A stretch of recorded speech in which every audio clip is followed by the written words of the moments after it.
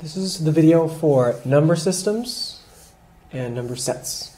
In math, we have different categories of numbers. The smallest category of numbers that we have are called natural numbers. And natural numbers are all of the numbers that are positive that you can count to. So like 1, 2, 3, 4, 5, and so on.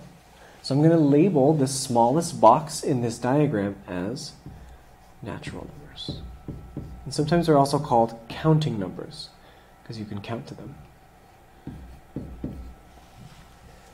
And examples of natural numbers, it starts with 1, 2, and goes on.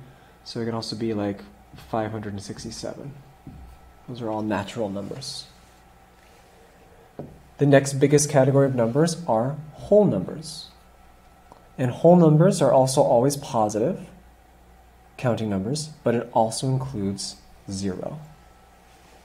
Okay, so the next biggest one, we're going to say whole numbers. So it's all of the natural numbers, like 1 and 2 and so on, but it also includes 0. I'm going to underline that 0 because that's the difference between a whole number and a natural number. Ms. Lupita Perez, can you please report to the office? Ms. Lupita Perez, please report to the office. The next biggest category is integers. So we'll label this integers.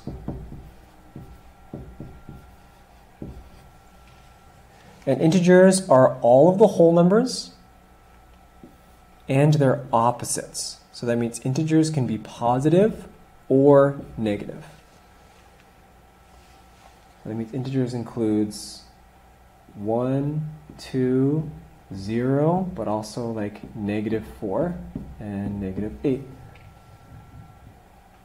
and so on. And everything that's an integer is also a whole number and a natural number.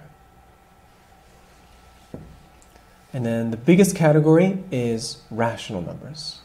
Rational numbers is any number that can be written as a fraction.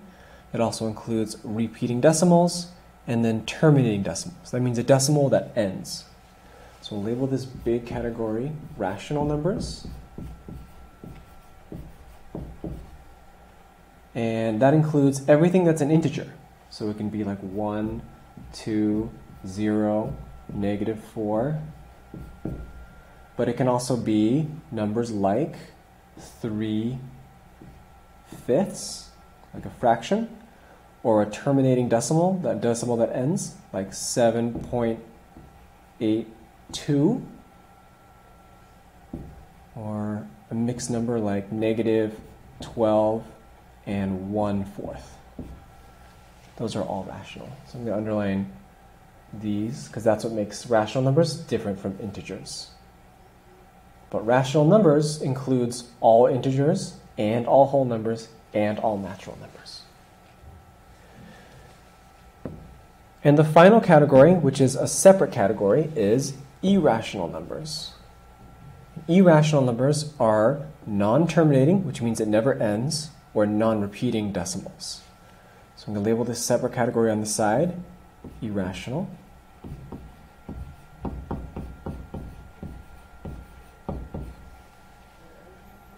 And these would be numbers like the square root of 10, for example. So if you take your calculator and you do the square root of 10 and press enter, this is equal to 3.16, and it goes on forever. So that's why it's an irrational number. Another irrational number is the value for pi, because pi is infinite number of digits. Right? It's 3.14, goes on forever. So these are irrational numbers, separate from all of the others. Let's look at a couple of examples. Starting with, in this table, number 46. So 46 would be in the natural numbers category, right here, 46, because you can count to 46, and it's a positive whole number. So I'll check off it's a natural number. But if we look at the diagram, all of the natural numbers are inside the whole numbers category. So that means 46 is also a whole number.